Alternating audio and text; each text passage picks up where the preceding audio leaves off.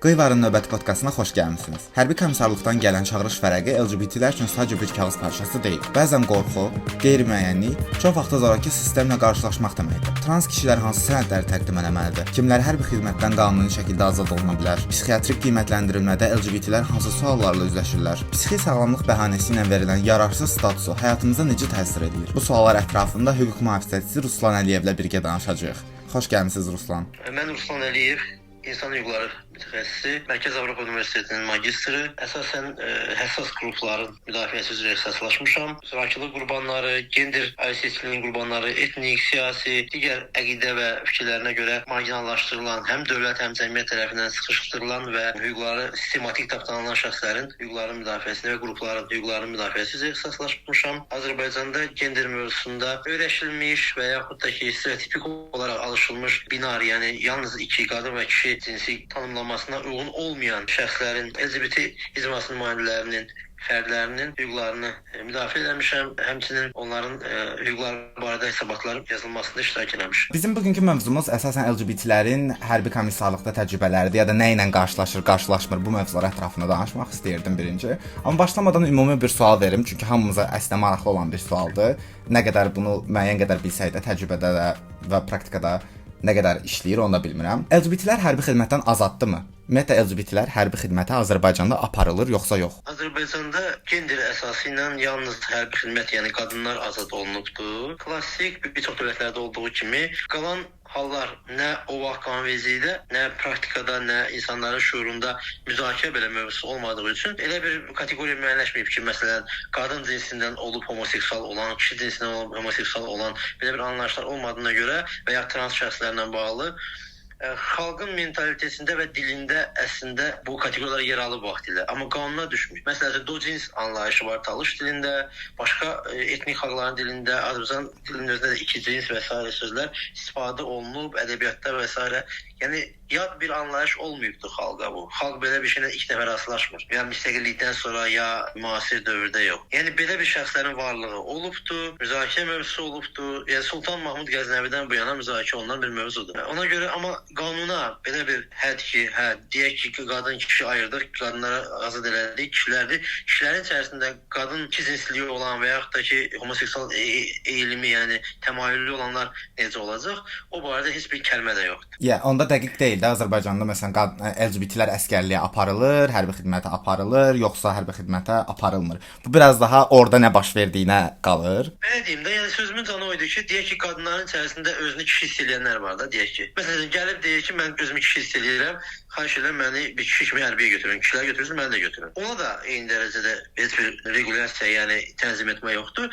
Həmçinin də özünü qadın hiss edən kişinin və yaxud da ki, cinsi olaraq, yəni fiziki olaraq ənənəvi kateqoriyada qarşı cinsin xüsusiyyətlərini daşıyan, yəni belə bir məsələlər olanda da, həmçində trans insanlarımızla birlikdə trans qadın olan, trans kişi sayılan belə kateqoriyalar var. Onları da həmçinin xüsusi bir qayda, məsəl üçün deyək ki, praktikada qarşılaşıblar və qanunda olmasa da hansısa bir yeni bir qayda qoysunlar ki, belə olan halda belə davranın, bir əmr və s. belə bir şey yoxdur. Yəni rəsmi, qeyri-rəsmi. Amma praktikada necədir? Bilirsiniz ki, bizdə praktikanı Sovetdən götürülmüş praktikanı istifadə edilir, amma Sovet praktikasının özü də Sovet olduğu üçün köhnə deyil. Sadəcə həmin dövrdə dünyanın özündə Sovetdən də kənar, dünyanın özündə homoseksualizmə yanaşmanın klassik özünə təzahürü idi. Yəni tanınmırdı, bilinmirdi, qəbul olunmurdu və olunan şeydə ruhi əsəb xəstəlik durumu anlayışı vardır, oradan gəlir. Yəni bilirsiniz ki, 90-cı illərdən bu yana artıq bu məsələlər bitib. Beynəlxalq Dünya Səhiyyə Təşkilatı çıxardıb homoseksualizm xəstəliyi siyahısından, çünki bu özü böyük bir sual idi ki, bu xəstəlikdir, deyilmi? Deyilsə simptomun əlamətləri əsasında nə diaqnoz qoyulmalıdır? Bu xəstəlik deməli müalicə olmalıdır və bu məsələləri bilirsiniz ki, klassik olaraq həll ediblər. Yəni deməli xəstəlik deyil, dünyaya özündə münasibətdir. Bu münasibət də ki, müxtəlif formada olur. Bu orderdir, disorderdir. Yəni order sözünün elə öz kökündən də, mənşədən də bəlli olur ki, yəni bu normadır, sağlam vəziyyət yoxsa deyil, bununla bağlı məsələlər artıq həll olunubdur. Ki, insana buraxıblar, psixologiya elminə, psixiatriya elminə buraxıblar ki, insanın özünə, dünyaya münasibətini, yəni bu sənsiyyət homoseksuallardan bağlı deyil, insan formalaşanda, cinsiyyət insanında çoxlu sualları yaranır dünyanın özündən bağlı. Ondan da bağlı, yəni həmçinin peşəkarla yola davam etməlidir. Bunlar da davam edib müəyyən bir nəticəyə gəlir, məsələn öz bədənini tanıyır və s. Yəni biz sadəcə indi alışırıq ki, bu da ayrı seçkinin bir növüdür. Çox təəssüf ki, bunun da eyni dərəcədə qeyri-insani bir şey olduğunu hələ indi əksiliyi deyən, bu məsələlər indi bizdə müzakirə olunur deyən, ona görə o qanunvericilik də belə bir şeydir ki, bizdə hələ öyle bir dövr olmuyor ki, qanunvericilik bizdən qabağa kifayət qədər addım atsın, aktivist olsun, xalqın və dünyanın müasir qabaqcıl vasitələrini görsün, qabaqdan yazsın. Otururlar, illər keçir, insanlar əziyyət çəkirlər, dünya danışır, deyir, qusarı, bizə yedəkdə yavaş-yavaş gəlir. Ona görə də bizdə elə bir tənzimləmə yoxdur. Amma praktikada necədir? Praktikada klassik olaraq belə edirlər. Yəni 17B, 18B dediyimiz qısa maddələrə istinad edirlər. Yəqin sizə də tanışdır bu maddələr. Yəni söhbət gedir hərbi xidmətlə bağlı bilirsiniz ki, yararsız şəxslərin siyahısı var. Yəni xəstəliklər siyahısı var. O xəstəliklər siyahısında ruhi əsəb xəstəliklər kateqoriyası var. Ya 17 ya 18, yəni ruhiyyə və ya əsəbə yazılar gedir. Və əslində praktik olaraq pis praktikadımı a priori deyə bilmərik. Niyə? Çünki hər halda azad edir hərbi xidmətdən. Bu da ciddi bir şeydir. Yəni homoseksual şəxsin öz kimliyini gizlədərək hərbi xidmətdə yaşaya biləcəyi, ya açıqlayaraq yaşaya biləcəyi çox böyük, sonsuz sayda problemlər var və əsas məsələ qanun bunu tənzimləmirsə, o niyə məhz əsgərlərə getməlidir? Bilirsiniz ki, qanunla vəzifə öhdəlikləri qoyula bilər insanların üzərinə, qanunla da kişilərin üzərinə qoyulubdur. Amma bu şəxsin özünün, yəni eğilim deyirlər, türklər, yəni təmayülü baxımından xüsusi bir spesifikası var, ona uyğun qanun hazırlanmır. Qanun ədalətli normativ aktlar barədə tələb budur Konstitusiyada. Konstitusiyada cəmi bir yerdə ədalət sözü istifadə olunur normativ olaraq. O da 109-cu maddədə, o da hərbi normativ aktlar var. Yəni qanunlarla bağlı normadır ki, ədalətli və cəzalı bərabər mənafelərə bərabər münasibət. Bu klassik fəlsəfədən gəlir, biraz qısa deyim. Yəni bərabərsizliyə bərabərsizlik, bərabərliyə bərabərlik, ədalət deməkdir deyə belə bir, yəni zaten hüquq fəlsəfənin balasıdır, yetişibdir, normativ hissəsidir və ola bilməz ondan kənara çıxsın. O zaman sual yaranır ki, indigenous-la bağlı, digər məsələlərlə bağlı həmişə qanunda nə deyilir? Spesifikasına uyğun olaraq hazırlanmalıdır qanunlar. Əlilliyi olanlarla bağlı da, qadınlarla bağlı da, prokurorla, hakimlə bağlı da, yəni hər sahənin öz spesifikasına uyğundur, düzdürmü? Burada da bu yoxdur. Bu məsələ işlənməyibdir. O zaman nə qalır əldə? Onda ya ruhi xəstəlik ya da əsəb xəstəliyi kimi yazaq. Çünki əvvəldən belə qəbul olunur. Nə olsun ki, 30 il buna qabaq ləğv olundu, bu artıq heç kim maraqlandırmır. Ən azından ona görə ki, peşəkar olaraq, hətta heç bir ayrı-seçkili olmayan, deyək ki, bir komissardır ya bir hərbi komandirdir, heç bir münasibəti yoxdur ki, homoseksuala heç nifrət də eləmir deyək ki, heç vecinə də deyil belə baxanda. Sırf Eichmann effektindən danışaq da. Yəni insanın öz məsələsinə münasibəti baxımından. Yəni deyək ki, bu vəzifəli bir şəxs var, heç bir emosional yanaşması yoxdur. Qanun da yox, var, yoxdur. Mən nəyə işləyirəm? Deyək ki, Müdafiə Nazirliyinin aktlarını. Burada bunu hara yaza bilərəm, buraya yaza bilərəm, yazdı. Yəni praktik olaraq bir eybəcər də olsa, Əndirabadi də olsa xalq nə deyirəm bunların. Niyə? Çünki doğrudan da belədir adlandırsa, yarım çarə kimi bir şey edirlər. Amma bu insanın özünə böyük bir təhqir. Yəni elə bir siz gedirsiniz hərbi xidmətə, mən məsələn gedirəm, mənim gözümdə 50 var. Mənə gözümdəki 50 ilə bağlı maddə yazılmalıdır. Yəni təbii bir maddə, nə varsa o. Təsəvvür mən gedirəm və mənə deyirlər sən başdan xarabsan, sənin ruhun xəstədir, sənin əsəbin yerində deyil. Elə mənə o maddəni yazırlar. Deyək ki,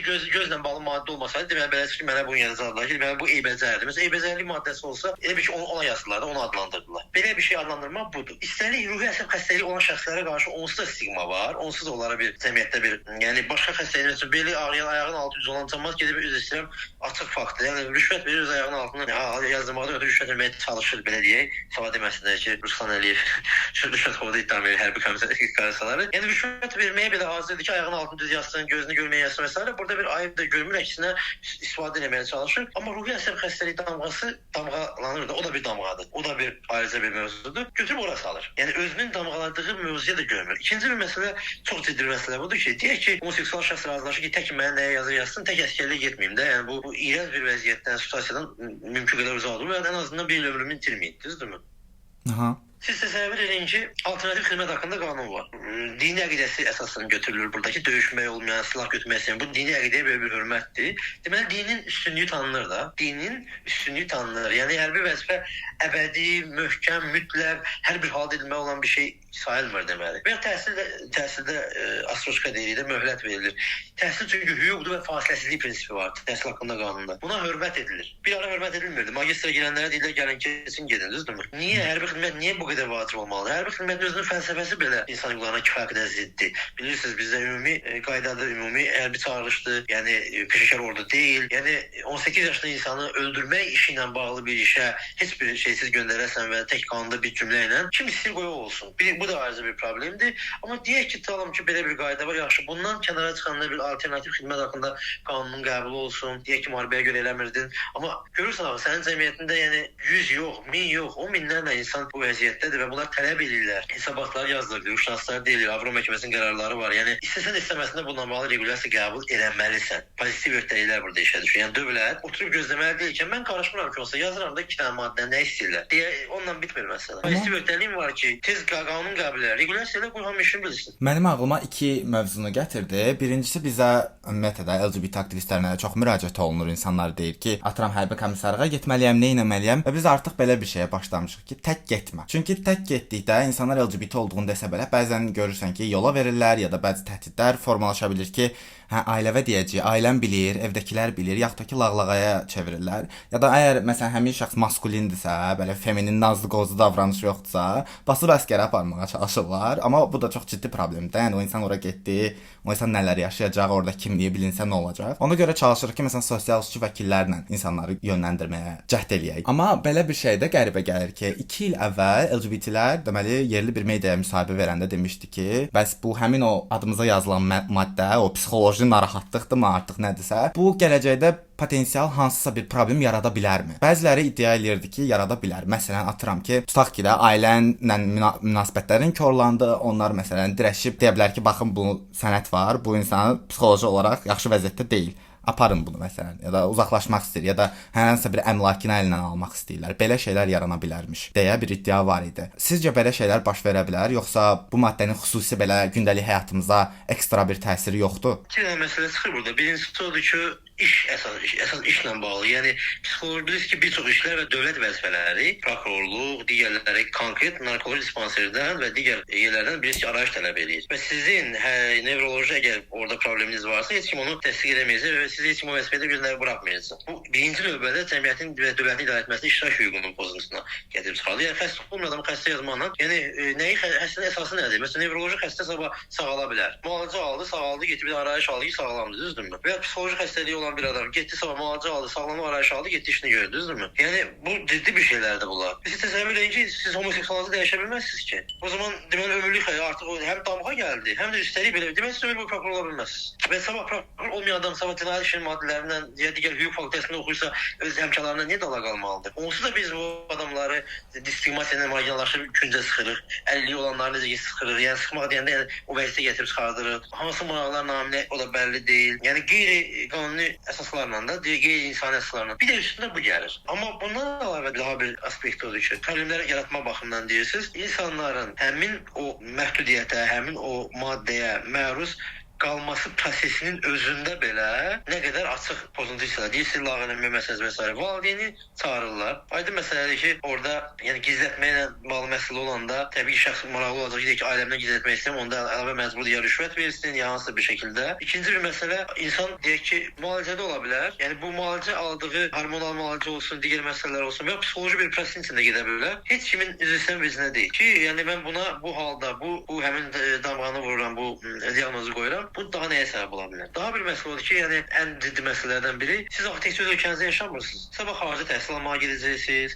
iş almağa gedəcəksiniz, bir vəzifə tutacaqsınız, beynəlxalq təşkilat təmsil olunacaqsınız. Həmin medical isə, yəni bilirsiniz ki, tələb olunur və yaxud da ki, sığorta məsələsində, yəni hansı Schengen vizası alsanız, gəlib sığorta göstərəsiniz. Hansı ölkədə işləmək istəyirsiniz, qalmaq istəyirsiniz, tələbə kimi qeyddən düşürsünüz, orada da həmçinin xəstələrinizi göstərməlisiniz. Hər dəfə bu şəxs bütün cümlə cahana göstərməlidir ki, mən xəstəyəm. Ancaq mütləq altına bizzat yazmalı ki, mənim homoseksualıma görə yazılıbdır, mən nevroloji xəstə deyiləm. Yeni bir arayış hər dəfə alıb verməlidir ki, sağlamdır. Çünki getdi tutalım ki, hansı bir ölkəyə orada bu xəstəlik sayılmırsa, təzən arayış almalıdır, növbəyə durmalıdır, qeyddən keçməlidir, sığorta deməlidir, həkimin pulunu deməlidir və özünü hər dəfə sübut etməlidir ki, mən yəni sırf bu məsələyə görə. Çünki öz ölkəsindən axım origin state, yəni mənşə ölkəsindən arayışlarla çıxır. Necə ki, məhkumluq kimi bir şey kimi düşünün. Məhkumluq arayışı alırsınız, məsəl üçün deyək ki, orada normalda gəlsiniz məhkumluqdan azad olunursa, bizdə bir praktika var ki, əvvəlki məhkumluq yazırdılar.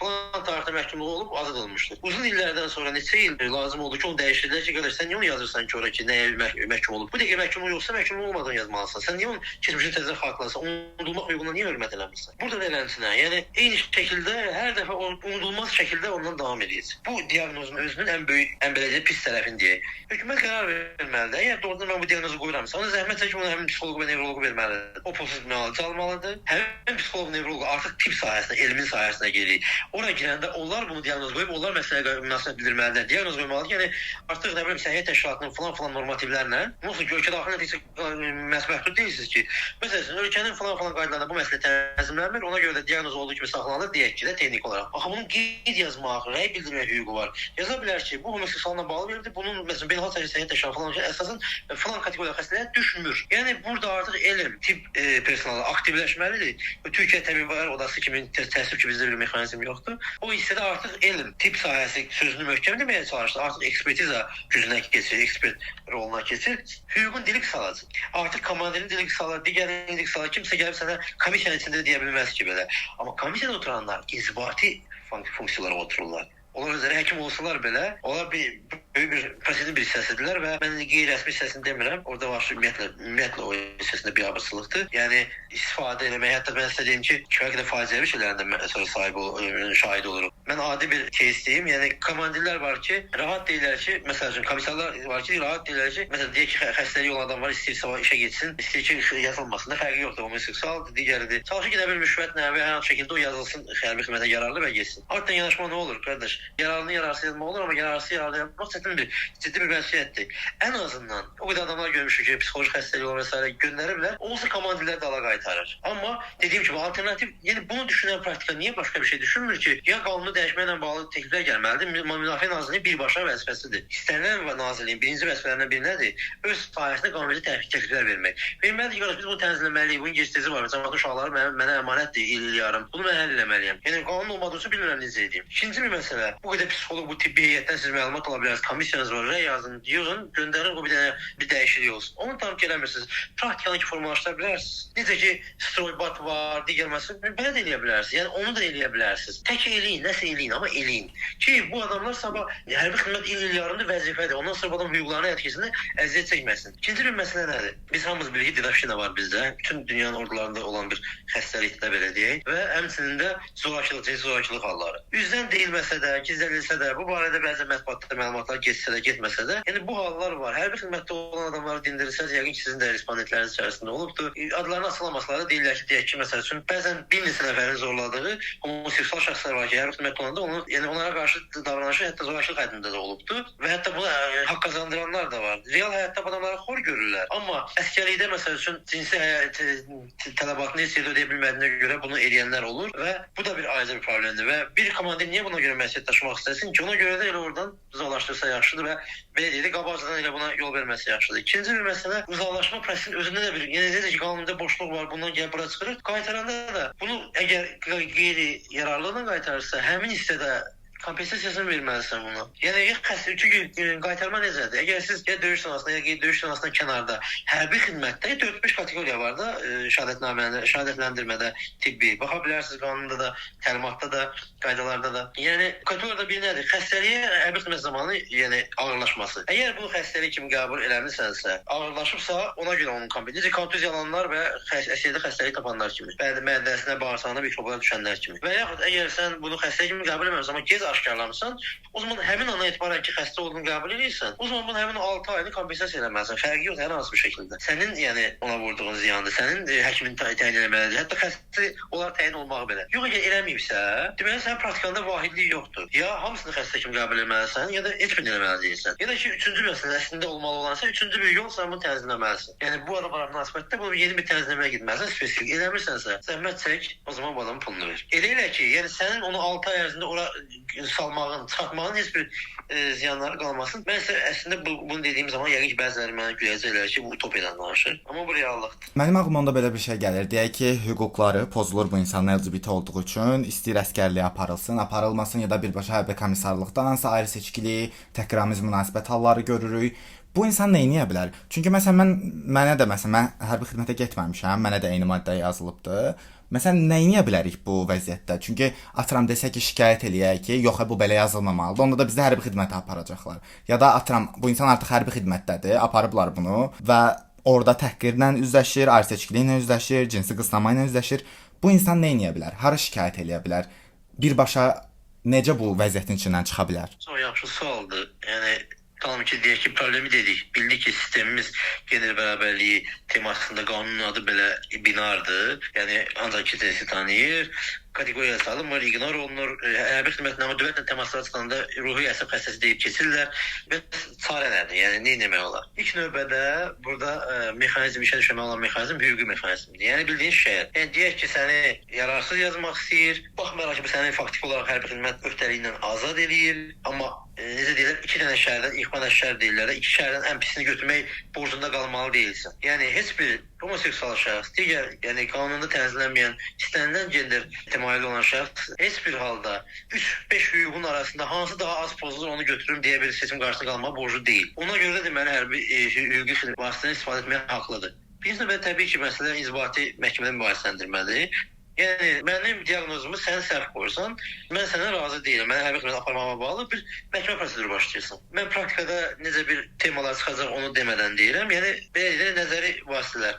Ombudsmana şikayət də qeyri-hüquqi vasitədir, formal vasitədir, amma yenə bir vasitədir. Hətta nəzəri olaraq bütün məhkəmə insan sınavı keçmədən Konstitusiya məhkəməsinə birbaşa müraciət etmək olur. Çünki Konstitusiya məhkəməsi haqqında qanunun 31-ci maddəsində ağır və bərpa edilməz zərər vurulduqda, yəni vaxt itirilməsin deyə qiymətli bir vaxt şəxs birbaşa müraciət edə bilər. Məsəl üçün deyək ki, tələbə qəbulu ilə bağlı, bilmirəm, o keys hal-hazırda aqibəti necə oldu. Çox vaxt illər bundan öncə bir adamı imtahana buraxmaq istəməmişdilər. Orada məsəl üçün müraciət olunmuş Konstitusiya məhkəməsinə. Çünki imtahanı keçdi artıq. Dövlət imtahanıdır bu. Bir də ondan ötürü ayrıca imtahan keçirilməyəcək və çünki nəticələri, suallar elan olunur da bilirsiniz. Yəni ayrıca o qaldı gələnlə. Avtomatik insana ağır və bərpa olunmuş zərərdir və belə bir hallarda, keyslərdə belə hallar üçün əsl nəzərdə tutulmuş mexanizmdir. Burada da vaxtının müdafiə olunmadığı, əgər sizin sözünüzə basıb əsgərlik aparsalar, biz məhkəməyə verməyin mənası qalmır. Vəkil orada çöldə işini görəcək, bu hələ içəridə, düzdürmü? Yox, icraatı dayandırsa belə, yenə də vaxtından gedir. Məsələn, siz məhkəməniz gedirsə deyə ölkədən çıxa bilməyəcəksiniz. Düzdürmü? Hərbi xidmətlə bağlı məsələ oldu, hərbi orqanın hüququ var, stop qoysun ki, bəlkə mən olacağam məhkəmədə. Deyə bilər. Məsəl üçün deyirəm. Yəni və yaxud da ki, məhkəmə prosesində başladınız, illərlə çəkə bilər. Təsəvvür edirsiniz, illərlə heç bir işinizi normal görə bilmirsiniz. Nədir? Mənim əsgərlik məsələm həll olmayıb. Necə ki, gedirsiniz, məsəl üçün bir neçə ay çəkir, arayışlar, nə bilim, da belə məsələlər. Bilmirsiniz necə olacaq. O necə qeyri-müəyyəni yaradırsa, bu da belə bir şey yaradır. Azərbaycan məhkəməsi reallığında. Daha bir məsələ nədən ibarətdir? Deyək ki, verirsiniz məhkəməyə. Hansı maddəni qaldıracaqsınız? Hansı maddənin tətbiqini tələb edirsiniz? Yoxdur maddə. Məcbursunuz maddənin olmamasının hüququnuzu pozmasından, qanunun keyfiyyətsizliyi əsasından verəsiniz. Ona da Azərbaycan praktikasında məhkəmələr baxmağa maraqlı deyil. Onsuz da Azərbaycanda, yəni ümumilikdə LGBT-lərlə bağlı, əlbəttə qanun heç nə tənzimləmir deyə biz bu çətinlikləri yaşayırıq və hardan başlayacağımızı da belə bilmirik. Və bir tərəfdən həqiqətən praktikada nə qədər işləyəcək və məsələn atıram bir insan getdi, hərbi komissarlıq onu deyir ki, davay əskərə getməlisən, amma bu verir oranı məhkəməyə.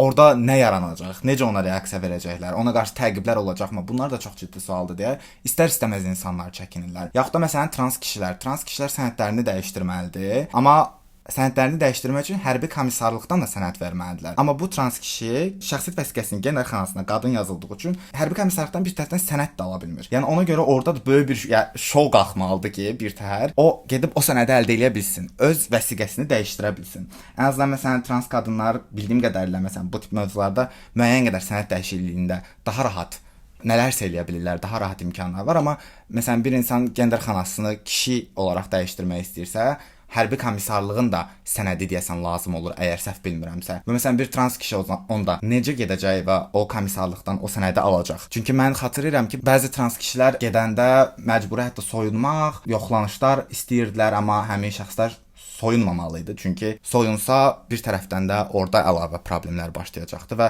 bu səbəbdən sənədləri çox uzun müddət gecikirdi. Deməli, translarla bağlı məsələ isə ümumiyyətlə, yəni homoseksual məsələnin elə bir ki 2 qat, 3 qat complicated İngilizcədə 2 qat, 3 qat gəlizləşmiş versiyası yaranır. Niyə? Çünki dediyim kimi sistem onsuz da tanımır, görmür, özünü qoyur korluğa, amma insanlar var, siz onu inkar edilməlisiniz. Bir də onun üstünə bunların öyrəşdiyi, alışılmış cinsin əks cinsə məxsus yəni əslində əks cins deyilən bir şey olmamalı. Yəni bir cinslər bir-birinin əksi deyillər. Sadəcə cinslərdir. Yəni o dərəcədə olanda ümumiyyətlə sistem qarşı. Siz demişəm, praktikadakı problemlərdən birincisini başlayaq ki, ad soyadının dəyişməsindən tutmuş, cinsin dəyişməsindən tutmuş, hərbi xidmətdə o tibbi müayinədə cinsi orqanların nümayiş olunmasından tutmuş. Yəni hamısında o fərqə münasibət damğa gəlib çıxır. Kimin başına çatdı? Təbii ki, həmin şəxsin, nəinki sistemin öz başında. Orada nədir tema? Hərbi xidmətlə bağlı icazə məsələsi burada necə gedir? Ümumiyyətlə yanaşma budur ki, bilirsiniz ki, Avropa məhkəməsində Türkiyəyə qarşı işlər, mən materialları sizə üçün göndərmişəm, Y və Y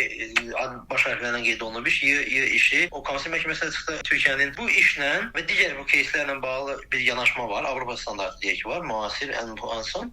Bir də bizim kimi ölkələrin klassik anatomik yanaşmaları var. Yəni insanın şəxsiyyətinin kimliyinə, psixoloji kimlik olaraq da. Yanaşma budur ki, yəni anatomik olaraq doğuldu. Həkim bir dənə baxdı buna, nəticə odur, bitdi. Daha ondan o tərəfə ömrün axırına kimi onu danışmalıdır. Həmin həkimin dövründə qaydalar belə deyildi, tibb inkişaf elədi, siyahıdan çıxarılmışdı. Yəni bir dənə gözə yarı baxmaqla deyil, sonra gələcəkdə müəyyənləşəndə ki, başqa olsa da həkim daxil. Bunun psixoloqu da, bunun psixiatrı da, nevroloqu da, digərləri hansılar ki, sonradan digər ölkələrdə tanınmış, yəni prosedur var ki, özünü dərk etməyə çalışanda onların profili sayılır ki, kömək eləsin insana özünü dərkdə, özünə suallarda və bir nəticəyə gəlsinlər. Hətta Ukraynada bu məcburi idi, bilirsiniz. Sonra onlar belə ki, nə məcburiyyət, insan özünün bağlı məsələyə niyə bu qədər buna tabi tutulmalıdır, amma hər bir halda deyək ki, yəni bu sahələrdən keçəndə başqa nəticəyə varsa nə olacaq? Yəni uşağı doğulanda ayağından da salladı, baxdı, yazdı, başa düşdü. Onun işi orada bitir, ondan başqa şey tələb edə bilmər yox həkimdən. Nə görür onu? Və sonradan dəyişilməsinə bağlı bir əsaslar olmalı, bir çevikləşmə olmalı. Niyə bu qədər çətin olmalıdır? Dövlət deyir, məndən inzibati sərgərlik daha vacib. Deyir ki, məsəl üçün sabah pensiya yaşında qadınlarla pensiya çıxmadıqda özünü qadın elan edəcək. Əsgərə getmək istəməyəndə çevriləcək, deyəcək ki, mən qadınam, əsgər deyil, hər kişi sayma məni. Getdi bir dənə arayış aldı. Mən onda gəlib olmayanlar da yalandan yazdırıb eləyəcəklər və belə cavablara həmişə ümumiyyətlə tarixən yəni rastlaşmışıq. Bunlar bəhanədən başqa bir şeydir. Bu bəhanə pərdazlığıdır. Ona qalsa miqrasiya qaydalarının da cəmaət əksinə yalansız məlumatlardan istifadə edə bilərlər. Partnership müqavilələri asan olduğu üçün bir dəqiqə Avropada nə qədər adam saxta olaraq deyək ki, homoseksual olmasa da homoseksual yaşayışla bağlı iddialar irəli sürür və s. Düzdürmü? Yəni sui-istifadə ilə həmişə olacaq. Amma sənin dövlət olaraq qayğın budurmu ki, sui-istifadələrlə mübarizəni, dərəcələrlə mübarizə aparmaq istəyirsənsə, deməli mülki müqavilələrin heç birini tanımaq istəmirsən dövlət olaraq. İndi hamı müqavilə yazır, sonra aldadırsa deyək ki, demək onda müqavilə bağlamalı deyilik. Məsələn, ya ofis açıb kimisə aldadırlarsa piramida funksiyasından deməli heç kim ofis açmasın. Yəni eyni mətnin bunlar hamısı yalan, yəni əsaslardır. İkinci bir məsələ nədir orada? Sən dövlət olaraq inzibati sərgərlik istəyirsənsə pensiya məsələsində, vətəndaşlıq məsələsində cinayətdən yayınma deyirsə, cinsini başqa adlandıracaq. O zaman ona uyğun da çevik prosedur müəyyənləşdirir. Bu bir. İkincisi, bu çox ciddi, ağır bir qərardır. Ümumiyyətlə bunu dərk eləmək ki, öz cinsinin öyrəşdirilmiş cins olmadığını, öz cinsimizi dərkin götürək. Yəni cis normativ, mən özüm cis normativ olduğum üçün də terminologiyanı desək, yəni homoseksual olmayan bir kişi olaraq mən özümü yeniyetməliyim bir yaşına hələ cinsi tam dərk eləmişəmi deyənmərəm, özümü dərk eləmişəmi deyənmərəm. Ömür boyu bir prosesdir, bu bir sürəvəndir, bir sarbanlıqdır, karvanlıq deyirik. İnsanın bir də öyrəşdirilməmiş olması, sonra bunun eşitdiyi damğalar, suallar və özünü verəcəyi suallar, bunun psixoloqla işi, bunlar hamısı dövlət hesabına olmalıdır. Dövlət hesabına, yəni öz sahəsi üzrə sahibi psixoloq ya da ki, özünü seçmiş psixoloq sosial sığorta ilə ödənməlidir. O mütəmadi yardım almalıdır, o psixoloji və müəyyən o işdən sonra necə ki, ingilislər bilirsiniz, cins dəyişməklə bağlı akt qəbul edilər. Yəni 2 il orada psixoloqla iş nəzərdə tutulmuşdu. Yəni bunlar hamısı ciddi elmi prosedurlardır. Surroqat ailə ilə eyni vəziyyətdir. Yəni məsələn vaxtilə surroqat ailə necə olsun? Süni mayalamaya münasibət, dini münasibətlər alırdılar, o münasibət alırdılar, soruşurdular. Axır gələn nəsələr nədir? Ki, insanlar müqavilə bağlayırlar. Bunu ilbəsə məsələn Ukrayna modelini götürək. Ata-ananın adı yazıla bilər. Bir cümlə yazıb qanunda onunla məsələni bağlayıb. Yəni surroqat ana məsələn ata öz adı soyadını yazdıra bilərlər. Amma buna qədər Avropa məhkəməsində böyük bir iş.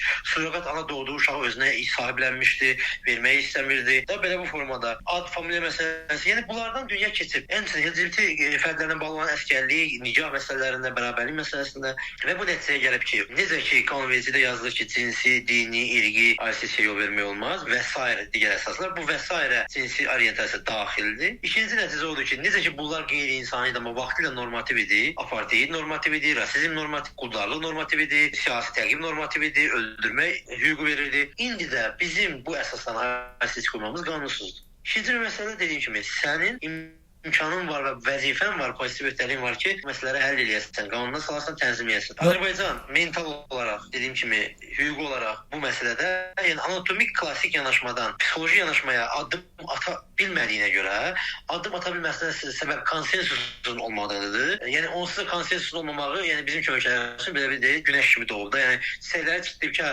Avropada konsensus yoxdur, biz gözləyin nə vaxt olsun sonra biz eləyək. Yəni ən axırda eləyim. Görüm nə olur, nə qərara gələr. Mən ən axırda eləyim. Mən dillənməyim, mən gözləyim. Mövqeyi olmamalıdır. Sənin də tibb elmin var, sənin də inzibati orqanların var. Sənin əlində 50 olanda, İsveçdə də 50 olan insanın eynidir. Sənin də homoseksualın, yəni eyni insandır, eyni hüquqları var. O təntimi xüsusən onlar ediblərsə, sənin işin yüngülləşib tətbiq elə. Başla pilot layihə ilə, bir müzakirəsinə başla. Yəni bunlar olmayınca təbii ki, nəticə nə olur? Deməli, klassik yanaşmadır deyən polis deyir, qardaş, mən tibbi araşdırma əsasən yazıram. Yazmışam şahsi vəsiqəsindən qurtarır, gedin məhkəməyə. Mən sənə dəyişən deyirəm, düzdürmü? Səhər xidməti bir dənə yaxşı ki, barmaq izi məsələsi var deyə və həmçinin ölkəyə qayıdış hüququ var deyə sənət bilirsiniz, operasiya, yəni əməliyyat olandan sonra geri qayıtmaq məsələsində yəni xüsusi bir çətinlik olmur. Yolda lağa qoyan və s. digər hallar nəzərə alınır, amma ölkəyə buraxılış hüququnu yəni məhdudlaşmır. Gəlirsən sonra məhkəmədə işi davam etdirirsən. Anatomik yanaşmadan kənara çıxmırlar, hələ ki qalıbdır. Ona görə deyir ki, cinsi bir dəyişik gətir yazım. Dəyişəndən sonra ad məsələsi çıxır. Qanunda deyir ki, ad cinsə uyğun olmalıdır. Bilirsiniz ki, belə bir qayda, bir o qayda xüsusidir, bir də gülünc olmamalıdır ad. Yəni bu iki meyarın ikisi də açıqdır. Birinci ona görə ki, binardır bizdə cins anlayışı. Cinsə uyğun olmalı demək ki, sən öz qanundakı cins anlayışını götürəcəksən, kişi qadın. Azərbaycan dili cins əsaslı dil deyil. Bilirsiniz ki, bizdə o üçüncü şəxsin təki və s. heç bir cins əsaslı deyil. Adların sonluğu cins əsaslı deyil. Azərbaycan dili cins əsaslı adların hamısı ərəb və digər cins əsaslı dillərdən gəlir. Sosial olaraq formalaşmış adlara gəldik. Bizdə həm binar adlar var, belə deyək də, neytral adlar, unisex adlar, yəni Pərvin adı və s. Həm də yəni bu var. Həm də adlarla bağlı bir siyahı var. Orada qadın və kişi adı altında gedir. Yəni izahı belə verilir. Bitdi artıq. O demək ki, sabah bir məmur aslan xidmətdə eləyə bilməz başqa şey. Kənara çıxa bilməz.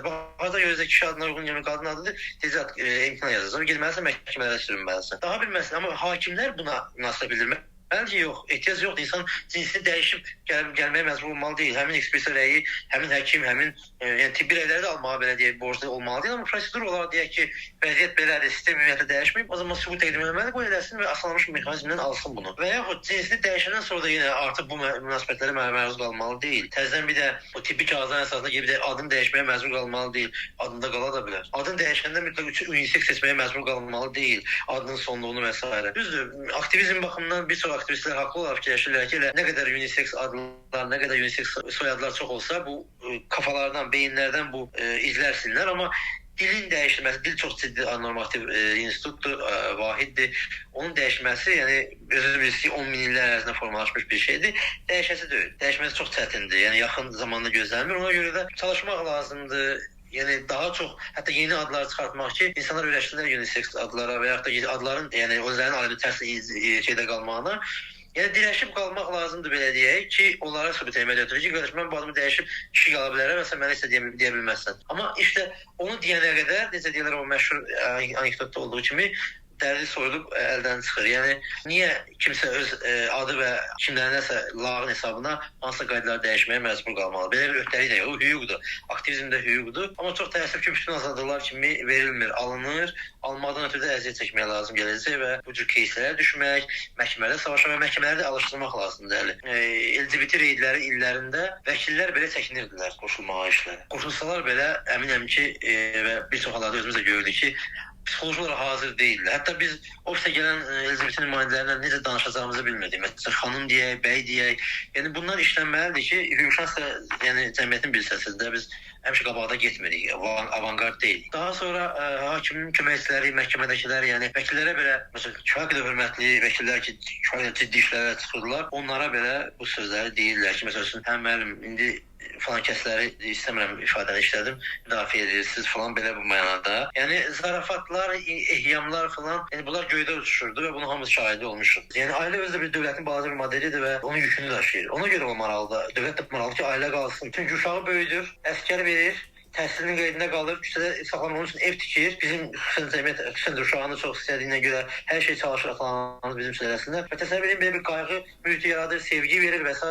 və ilə axır. Mən şeydən danışmıram, homoseksual nifrətin olub-olmamasına asılı olmayaraq danışıram. Dövlətin böyle bir yükünü götürür. Siz də dövlət istəməz ki, belə bir havayı hambal daha da davam eləsin və götürür ona qarşı homoseksualı qoyur. Qoymaya bilər. Onun üçün də bir özünün ailə modeli və homoseksual da özünün düşündüyü ailə modelini fikirləşə bilər. Ona da bir ad qoyula bilər. Ailə sözü qoymuşsan başqa istifadə elə. Amma niyə də istifadə eləməyəsən? Buna deyir ona da dinlən. Yəni burada məsələ kiminsə yatmağı deyil. O yatmağın siyasi boyutudur. Çox təəssüf ki, bizdə bir çox uşaqlar daxil, bir çoxları bunu sadəcə olaraq mod, dəb kimi başa düşürlər, konjunktura kimi başa düşürlər. O tərəfi də var, amma bu dəb deyil, konjunktura deyil, bu keçmir. Bu qızıl diş deyil ki, kimsə sağlam dişini çıxardıb yerinə qızıl diş qoyur, sən ona deyəsən ki, niyə belə ağılsızlıq edirsən? Bu ruhdur, candır, bədəndir, sevgidir. Əgər günün sabah homoseksualların hüquqları, onların varlığı, onların müəyyən konseptləri dövlətin işinə yarasa, məmnuniyyətlə istifadə olunacaq. Yəni sabah homoseksuallar desələr ki, biz müxalifət dağıtmaqdan ötürü idmana geçsələr, kaçok deyil, kaçok olsalar və desələr ki, bizə bu qədər pul ver, kimisə əzək keçək, hakimin dayağına sevilsələr, olacaqlar sevimiz. Heç kim də heç bir şey deməyəcək. O qədər varlı şəxslərin uşaqları var ki, homoseksual həyat sürürlər, heç kim də heç demir, demək fikirləri də yoxdur. Yəni deməli bu cisgender təkcə normativlər yox, interseksional normativlərin hesabına biz bu şeyləri yaşayırıq. Bir xalqın dilində dozin sözü varsa, deməli bunun cinsini tanıyıb bilir, bir xəbəri var və s. Deməli sən də bunu edə bilərsən də. Yəni sən necə ola bilər ki, mənim ata-babalarım tarixdə 100 min bundan qabaq bu anlayışı istifadə edib başa düşmək ki, adam necə olur, ona necə davranmaq lazımdır. Sən gəldin dünyanın bu vaxtını deyən mənə yalandır. Qeyri-səmimilik. Ən azından məsələn də atıramda müəyyən qədər digər LGBT-ləri necəsə kateqorizə eləməyə çalışır və dövlət nəyəsə nail olur burada. Amma intersex birinin hərbi xidmət mövzusu məsələn də o da bir tərəfdən düşündürür məni. Və intersekslərlə ümumiyyətlə intersex deyilmədiyi üçün bizim ölkəmizdə uşaq vaxtından hamısı əməliyyatlara məcburi axtalanmalara məcbur qaldığı üçün bir sərdən intersekslərin barəsində danışmaq istəmirik. Əslində mən bu podkasta başlayanda hərbi xidmət deyəndə sadəcə gey və transların təcrübələri də deyil, daha çox danışmaq istəyərdim. Amma o qədər limitlidir ki, əlimizdəki o çata biləcəyimiz yerlər, imkanlar ki, biz bilmirik harda nə baş verdiyini. Və burada məsələn belə danışırıq, amma günün sonunda həqiqətən təcrübədə çox fərqli partlayışlar da ola bilər. Məsələn, onu hələ də xatırlayıram mən ki, məsələn Naxçıvanda xüsusən də İnsanlar yəni gedib hərbi komissarlıqda heç LGBT olduqlarını açıq şəkildə deyə bilmirlər. Çünki çox balaca bir yerdir, hamını tanıyır və rahatlıqla bütün kənd biləcək. Bir tərəfdən əslində məsələn buna görə də LGBT deyəcək, əskərə getməyəcək filan kəs deməyi hökumətin, dövlətin bu bəhanədir. Niyə? Çünki Azərbaycanda kim gedib deyəcək ki, mən transam və məni buna görə hərbiyə aparmayın. Onsuz da bu yalandır. Onsuz da LGBT-lərin görünməməsi üçün illərdir bizi belə aldadırlar ki, yox əslində problem hökumətdə deyil, əslində problem insanlardadır, bundadır, ondadır, amma yox. Günün sonunda biz insan olaraq qəbul olunmuruq. Heç bir qanunda bizi qoruyacaq heç bir bənd yoxdur və sizin də dediyiniz kimi bunu necəsə challenge eləmək lazımdır, yoxlamaq lazımdır. Şikayət vermək, ictimailəşdirmək və danışmaq lazımdır. Çünki bəlkə bu zaman necəsə bir həllini tapa bilər və əlimizdə praktika ola bilər. Əslində bu podkastı yaratmağımın da məqsədi oydu bir tərəfdən ki, insanlar çox sual verirlər. Çünki çox bilinməyən bir mövzudur və işlənilməsi çox çətin olan bir mövzudur. Təsəvvür edin ki, Azərbaycanda təsadüfi biri çıxır deyir ki, mən hərbi xidmətə aparılmamışam trans qadın olduğum üçün və bunu mütəmadi məsələn danışmağa başlasaq, basıb həmin adamı da hərbi xidmətə apara bilərlər və orada çox ciddi problemli hadisələrlə üzləşə bilər ya da həmin adamın özünü susturmaq üçün də qarşısına bir çox əngəllər qoyula bilər. Girilə bilməyən bir mövzudur bir tərəfdən də. Və ona görə də bunlar baş verir, amma yekuna gəlsək bəs sizcə nə etməliyik? Belə bir ümumi sual atım. Məsələn sadəcə bilmirəm də demək mümkün ola bilər. Çünki məsələn mən bilmirəm nə edə bilərik. Mən illərdir ki, özümü belə cəhd eləyirəm ən azından bu mövzu barəsində daha məlumatlı olum, kimsə sual verəndə nəyisə ən azından cavab verə bilim ya da potensial bilim ki, hara yönləndirmək, nə etmək ola bilər. Amma mən özüm də bu təcrübəni yaşamışam və mən illərdir LGBT aktivizmi ilə məşğulam, görünür bir insanam. Amma hərbi komissarlığa gedəndə o stressi hələ də xatırlayıram ki, mən nə qədər stres çəkmişdim. Hətta mənim işim bir çox insana rəğmən çox rahat olmuşdu, çünki tək deyildim. İstər-istəməz daha mərkəzi bir yerdir, Bakıdır filan. Amma bunu fərqli variasiyalarda düşünəndə ki, bir sualın cavabını tapmağa ehtiyac var. Heç nə tapa bilmir Azərbaycanla bağlı. Yəni bu insan nə edir? Hərbi xidmətə aparılır, aparılmır. Bu insanın hansı hüququ var, hansı yoxdur? Yəni biz bayaqları misal verdik ki, cinsindən və digər asılı olmayaraq hər kəs bərabərdir, amma elə deyil bir tərəfdən də. Çünki məsələn biz şikayət belə vermək istəyəndə çox açıqdır. Məsələn bəzən görürük ki, dövlət təhlükəsizlik xidmətində idi səhv eləmirəmsə, LGBT-lər sosial qrup deyil, qorumuruq. Nə edə biləcəksən? Qorumuruq. Yəni ya da ki məsələn də keçən gün İlham Əliyev çıxıb deyir ki, biz Aşpanın dediklərini əməl eləmək istəmirik də, eləməyəcəyik və onda bu LGBT nə etməlidir? Onun da cavabını tapa bilmirik ki, insanlara müəyyən bir cavab verək. Və biraz da bu podkast bundan yaranıb ki, bunun cavabını tapaq. Yəni LGBT-lər ümumiyyətlə əskərə hərbiyə aparılır, aparılmır. Heç bunu belə bilmirik bir tərəfdən. Dəqiq deyil. Gizlətməsə aparılır, gizlətməsə aparılmır. Amma gizlətməsi bir dərd, gizlətməməsi bir dərd. Aparılmasa Ondan sonra yəni hərbi xidmət il yarımlıq bir şeydir. Yəni o bir vəzifədir. 35 yaşasan, indi 30 yaşasan, yəni bir vəzifədir sadəcə. Özü də feodalizm dövründən qalmış bir vəzifədir və köhnəlmiş bir institutdur. Müharibəyə görə bizdə onu əsaslandırırlar, amma bu da yenə mane olmalı değildi ki, yəni xüsusi yanaşma olsun. Amma yenə də yəni problem olaraq qalır. Tənzimlənməyən, onların tələbatına və spesifikasına uyğun tənzimləmək. Hüququn vəzifəsi spesifikanı tutub ona uyğun tənzimləməkdir. O baş verməyən bir vəziyyətdir. İkinci bir məsələ, vəziyyət daha da qəlizləşir trans interseksual şəxslərlə bağlı. Çünki dediyim kimi bunu bilməyən bir praktika bununla bağlı eləyəcək. Yəni necə deyirlər, bu belə. İkinci bir məsələ və daha ağır bir məsələ, mübarizədən başqa bir yolunuz yoxdur. Niyə? Çünki yəni suffragette dediyimiz, yəni qadın seçki hüquqları uğrunda mübarizə hərəkatının tarixini bilirsiniz. Yəni atın ayaqları altında özünü atandan tutmuş, yəni barikadlarda ölənə qədər, böyük yazıçılara, Simone de Beauvoir'a qədər biz hamımız bilirik ki, necə böyük bir uzun və zəhmətli bir antologiya yığılıb. Yəni onları bir üst-üstə qalasaz, yəni onların qəhrəman cəsədlərini, onların yazıları, kitabları, varlıqlarını və böyük bir, yəni bir küçəyə yığsanız bu insanları, bu 100 il ərzində bu məsələ üçün bu hərəkat edənlərin, yəni böyük bir kütlə görəcəksiniz qarşıda dünyanın hər yerindən. Və ondan sonra nail oldu. Düzdürmü? Yəni bunun başqa yolu yoxdur. Məcbur mübarizə və mübarizənin birinci növbədə ideya ilə mübarizədir ki, yəni bunu yazmaq, demək və soruşmaq, sorğuya, suala səbəb olmaq. Yəni doğrudan da mən bu adama niyə nifrət edirəm? Bu sualını Azərbaycan insanı özünə verməlidir. İkinci bir məsələ, bizim böyük bir vəzifəmiz, borcumuz odur ki, mənim şəxsən gördüyüm odur ki, dövlətin fetişləşməsinə qarşı olan istənilən fikrə həssaslı şəkildə mübarizə aparmaq və buna imkan verməmək. Yəni nədir? Dövlətin verəcəyi bir əl porsiyası burada kağızdır. Bu, feodal dövründə verilən yol rüsxətindən başqa bir şey deyil.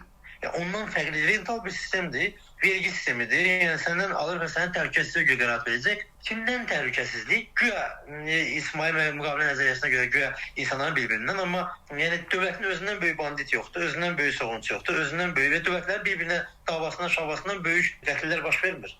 Yəni ən son qətllər, ən böyük müharibələrdir, müharibələr dövlətlər edirlər. Harda görmüş ki, böyük bir xalq desin ki, məsəl üçün mən istəyirəm hansı xalqla.